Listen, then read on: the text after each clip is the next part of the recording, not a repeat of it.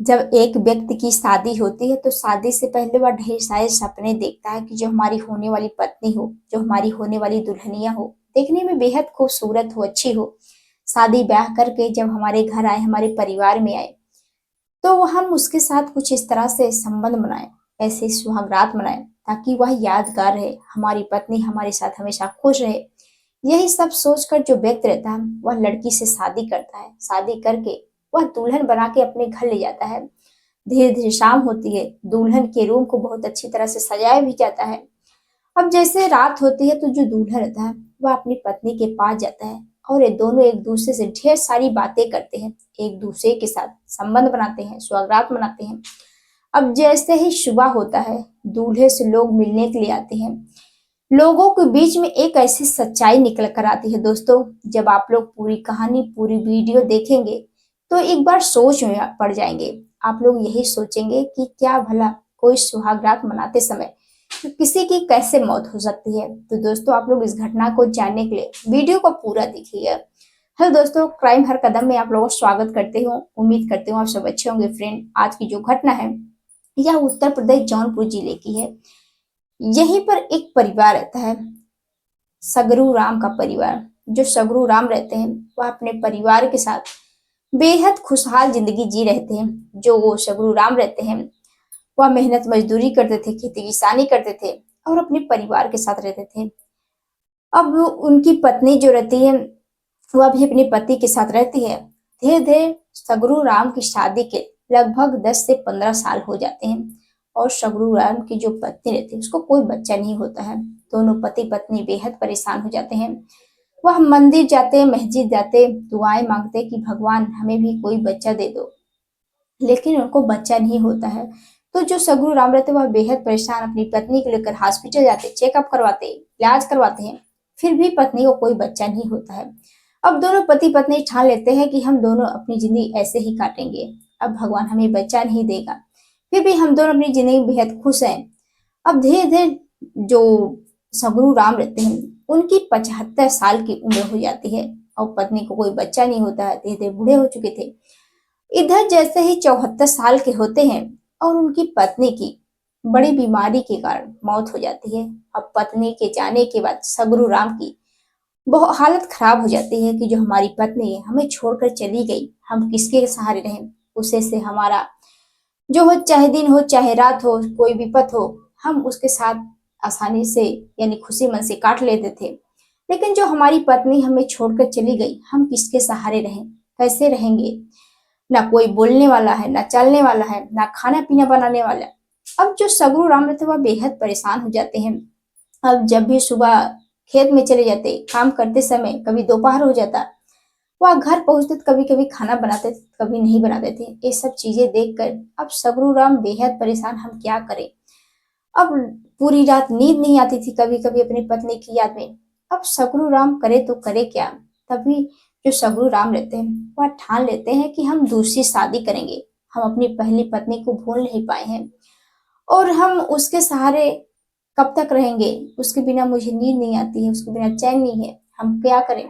इसलिए वह ठान लेते हैं कि मुझे दूसरी शादी करनी है, ताकि हमारा जो है बुढ़ापा कटेगा। अगर दूसरी पत्नी आ जाएगी तो हमें टाइम से खाना पीना बनाएगी, ताकि हम दोनों एक दूसरे के साथ अच्छी तरह से रहे, बातचीत करें और खुशहाल जिंदगी जिएंगे। यही सब सोच कर जो सगरू राम रहते हैं अब वह ठान लेते हैं कि मुझे दूसरी लड़की से शादी करनी है। तभी जो सगरू राम के पड़ोस के एक व्यक्ति रहते हैं जो कि उनका हाल चाल लेने के लिए वह अक्सर आया जाया करते थे। अब ये सब चीजें देखकर जो व्यक्ति रहता है वह देखता है कि जो सगरू राम है वह बेहद परेशान है। जब कभी अगर बीमार हो जाते हैं तो वह कभी कभी खाना बनाते हैं, कभी नहीं बनाते, वैसे ही सो जाते हैं। अब उनकी तकलीफों को देखकर उस व्यक्ति को दया आती है। वह सोचते हैं कि हम जो सगरू राम दादा है उनकी शादी जरूर कराएंगे। तभी वह देखते देखते उनको एक लड़की, सॉरी, एक महिला आती है नजर में, जो कि वह भी शादीशुदा रहती है। 2 साल पहले उस महिला के पति की मौत हो जाती है एक्सीडेंट में और उससे 3 बच्चे रहते हैं। इधर लड़की जो महिला रहती है उसका नाम मनभावती रहता है। अब 3 बच्चों की माँ, वह भी अपने पति जो इस दुनिया से छोड़कर चले गए, वह भी अपने पति को बहुत याद करती थी। उन्हें यही सोचते कि जो हमारे पति ही दुनिया को छोड़कर चले गए, हम किसके सहारे रहे। बच्चे अभी छोटे छोटे हैं, उनको पढ़ाएंगे लिखाएंगे कैसे, क्योंकि महंगाई का जमाना है। ये सब चीजें देखकर जो मन भावती रहती है, जैसे उस व्यक्ति से मिलती है, उससे बातचीत करती है, और जो व्यक्ति रहता है वह कहता है कि मैं तुम्हारी शादी कराना चाहता हूँ। अब जैसे बात मन भाव से सुनती है, वह कहती है कि जो हमारा होने वाला पति है, दूल्हा है, वह कितनी उम्र का है। तो जो व्यक्ति रहता है वो बताता है कि उनकी उम्र लगभग 74 साल। अब ये सब, और उनके कोई बच्चा भी नहीं, पत्नी 1 साल पहले उनकी मौत हो गई है, उनकी देख रेख करने वाला कोई है नहीं, इसलिए हम चाहते हैं कि तुम भाभी शादी कर लो उनसे, आपके भी पति नहीं है। इधर मनभावती भी अपने बच्चों से परेशान थी, क्योंकि महंगाई का जमाना, घर में कोई कमाने वाला नहीं, तीनों बच्चे पढ़ रहे हैं, उनको पढ़ाना लिखाना, उनके कपड़े लत्ते खाना पीना की व्यवस्था कहाँ से करें। अब जो मनभावती रहती है, पहले तो कहती नहीं मुझे शादी नहीं करनी, हम मेहनत मजदूरी करके अपने बच्चों का परवरिश कर लेंगे, उनको पढ़ा लिखा लेंगे। लेकिन जो व्यक्ति रहता है वह कहता है कि नहीं, हम तुम्हारी शादी करा देते हैं।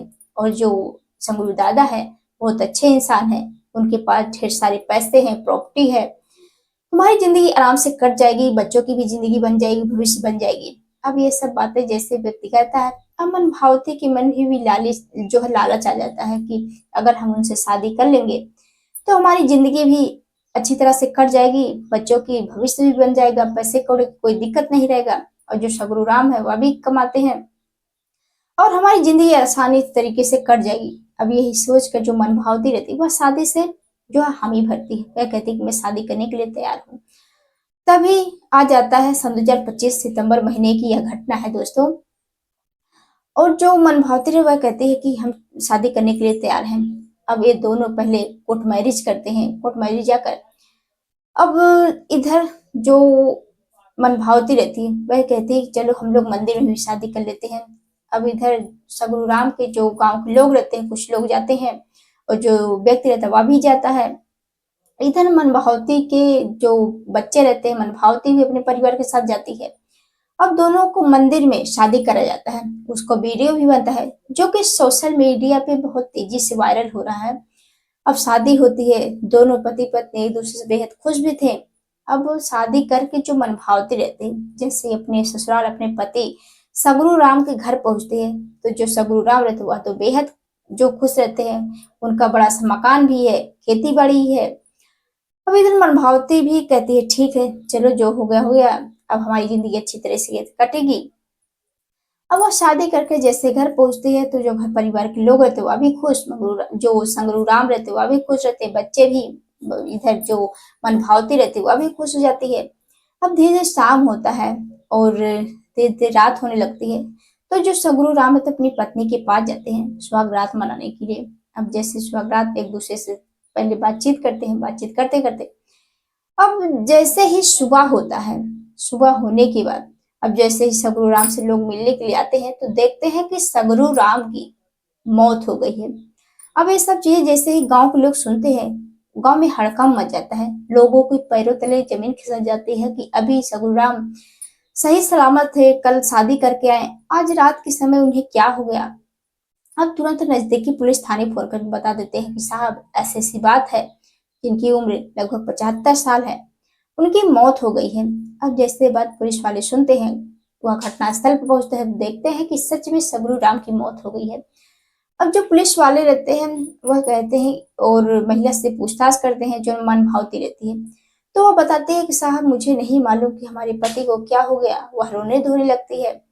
तभी जो सगरू राम के भाई रहते हैं और उनके भतीजे, वह कहते हैं कि हमारे भाई, हमारे चाचा के साथ कुछ घटना घटी है, जो कि मनभावती ने किया है, कुछ दवाई वगैरह दे दी जिससे उनकी मौत हो जाए, हमारी जो प्रॉपर्टी है, सारे जो पैसे हैं हमारे नाम हो जाए।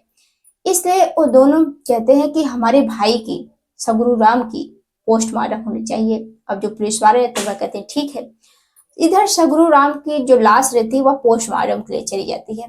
अब जैसे ही पोस्टमार्टम की रिपोर्ट सामने आती है, उसमें साफ खुलासा हो जाता है कि सगरू राम की मौत नेचुरल डेथ की वजह से हुई थी, उनकी मौत नेचुरल हुई है, शौक या कोमा में जाने की वजह से। इसलिए अब जैसे ये बात महिला गांव वालों को पता चलता है, अब गांव वाले तरह तरह की बात कर रहे हैं। अब इधर महिला भी अपनी सच्चाई बता रही कि हमने कुछ भी नहीं दिया, और सगुरु राम जो कि दुनिया को छोड़कर चले गए, जिसके भरोसे साथ फेरा लेकर उनके घर आई थी पूरी जिंदगी निभाने के लिए, और हमारे जो पति दुनिया को छोड़कर चले गए, हम कहीं के नहीं रहे, ना ही अपने ससुराल वालों को। हमारे ससुराल वाले भी नहीं जानते हैं कि हमने दूसरी शादी कर ली। अब हम कहाँ जाएं? अब महिला रो रो कर अपनी बात बता रही है। अब देखते हैं कि आगे क्या होगा दोस्तों। तो दोस्तों, आप लोगों को यह घटना के बारे में क्या कहना चाहते हैं, कमेंट बॉक्स में जरूर बताइएगा। आप लोगों को यह कहानी पहुंचाने का मकसद किसी को परेशान करना नहीं, बल्कि आप लोगों को जागरूक करना है, सचेत करना है कि आप लोग भी ऐसे ऐसे घटनाएं से बचे, अपने घर परिवार वालों को जाए। कल के दिन जो लोग कमेंट किए थे, अब होते हैं लोगों की बारी। सबसे पहले हैं मुकेश कुमार जी है दिल्ली से, पुष्पा देहाती जी है जो कि बहुत अच्छे से कमेंट करते हैं, अच्छा सुझाव भी देते हैं, उन लोगों को तहे दिल से शुक्रिया।